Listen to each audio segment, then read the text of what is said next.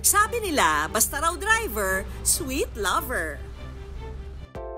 Pero dito sa City of Pines, naging kultura na raw ng ilang mga driver, hindi maging sweet lover ha, kundi kind-hearted driver. Na nanlilibre raw ng pamasahe. Ililibre ko kayo. Kayo po yung na-post. Yeah! Emergency lang. Saka yung bayad. Hindi, okay na. Huwag mo nang isip na. Seryoso? Emergency libre. Thank you po. Pero hindi lang siya ang deserve ng papuri. 77 ma'am. Pero wag na ho ma'am. Inililibre na rin niya ng pamasahe ang mga pasahero niyang walang-wala. Parang naging normal na rin kasi sa akin yung pagtulong talaga. Kasi yun yung laging sinasabi ng magulang ko. Hanggang kaya mong tumulong sa tao, tumulong. Madalas na nga raw na kapag emergency case ang naisasakay niya, inililibre na lang daw niya. So sabi ko, ba't ko naman sisingilin to nangangailangan na nga ng tulong, sisingilin pa. So doon na po nag-umpisa. Isa sa nailibre noon ni Dominic, ang grade 6 student na si Gabriel. Sila kay ko po, kukuha siya po ng taxi.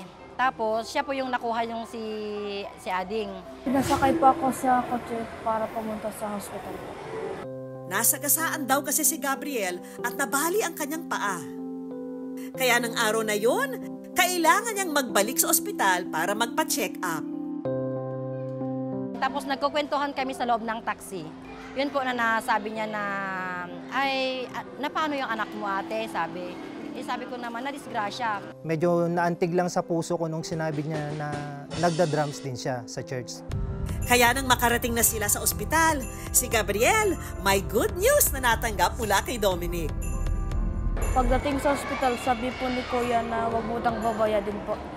Laking pasasalamat ng araw nila dahil kahit paano nakatipid sila sa pamasahe. Ay, ang saya po. Kasi sabi ko, ay meron palang ganyan sa ngayon. Kasi bihira po yung gaya niya.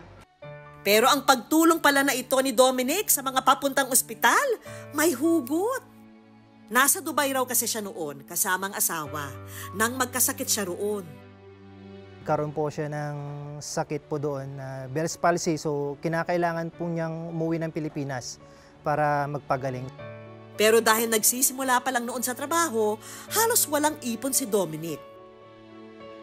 Mabuti na nga lang daw at may mga mabubuting loob na tumulong at sa kanila'y nagmalasakit. Kagandahan po nito, yung mga kasamahan ko po sa trabaho, sila po yung hindi ko in-expect na nag-aambagan ho sila ng pera para lang ho may aabot ho sa akin. Dahil nakaranas ng pagmamagandang loob, naging panata na raw niya na magmalasakit sa kapwa na nangangailangan. Hindi ko rin kayang ipagdamot yung tulong na itinulong nila na kaya ko naman din palang itulong sa iba. Samantala, si Gabriel, nais daw muling makita ang taong minsang naging mabuti sa kanya. Sana kung may pagkakataon, gusto kong makita ulit si Gab para at least sana kamustahin kung ano na yung kalagayan niya sa ngayon.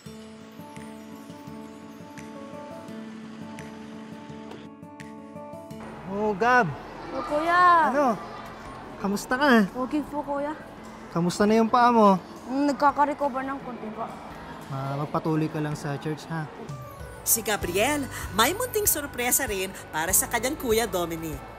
Kuya! Para sa'yo to oh. Ay! Oh, nag-abala ka pa. Thank you po sa libre na taxi. So, pwede ko bang tignan kung anong laman? Opo Kuya. O para sa'yo yan. Ganda to pang masahe. Para sa trabaho mo Kuya.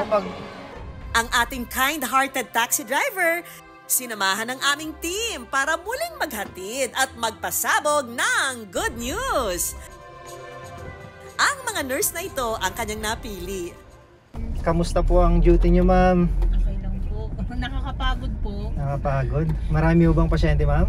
Madami po, sir. Buti na lang, ma'am. Nandyan kayong mga nurses. Kayo po yung mga nag-aalaga sa mga pasyente natin, ma'am. At nang makarating ang mga nurse sa kanilang destinasyon, Kuya, magkano po? 77, ma'am. Pero wag na ho, ma'am. Yung hindi lang yung mga pasyente yung nalilibre, dapat pati yung mga nag-aalaga ng pasyente dapat malibre din. Okay po? Totoo, sir. Yes ma'am, totoo po yan. Yes po. Kaya, Thank you so much. yes ma'am, you're welcome po.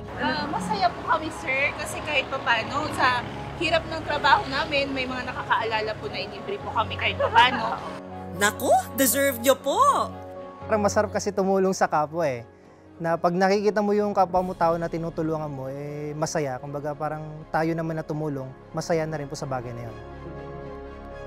Tulad ni Dominic, na puso at inspirasyon ang hatid, tayo mga kapuso, handa rin ba tayong maging real-life superhero?